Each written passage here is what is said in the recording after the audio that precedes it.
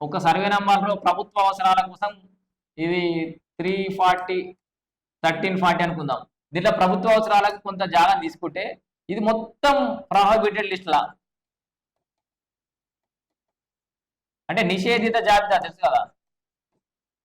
నిషేధిత జాబితాలో పెట్టడం వల్ల ఈ మిగతా రైతులంతా కూడా ఇబ్బంది పడుతున్నటువంటి పరిస్థితి. ప్రభుత్వం తీసుకుంది ఇప్పుడు ఒక 10 ఎకరాలలో 1 ఎకరం తీసుకుంది అనుకుందాం. మిగతా 9 ఎకరాలంతా నువ్వు ప్రాఫిటెడ్ లిస్టులు పెట్టడం వల్ల వాళ్ళు అంటే లోన్లు తీసుకునే పరిస్థితి ఉంటుంది. వాళ్ళకు ప్రభుత్వం నుంచి అందే ఏమైనా వెల్ఫేర్ స్కీమ్స్ ఏమైనా అందే ఉంటే అందేది వాళ్ళు అమ్ముకోవడానికి లేదు, కొనడానికి లేదు. పెద్ద తలకాయ నొప్పిగా వాళ్ళ జీవితాలకే నిషేధం విధించినటువంటి పరిస్థితి.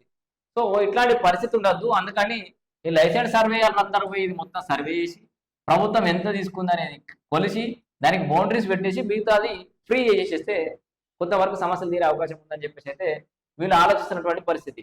సో దీంట్లో నిషేధ భూమి జాబితాలో వచ్చినటువంటి సమస్యలు వెంటనే పరిష్కరించాలని ఆలోచించారు. మొదటి విడత ఇందిరామిల్ల గురించి కూడా మాట్లాడినట.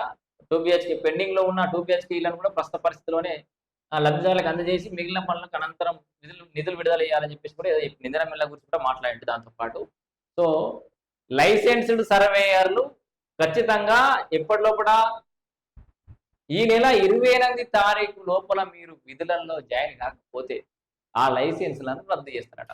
సో ఇది ప్రస్తుతం అయితే రెవెన్యూ శాఖ మంత్రి పొంగులేటి శ్రీనివాసరెడ్డి గారి దగ్గర నుంచి ఉన్నటువంటి అప్డేట్.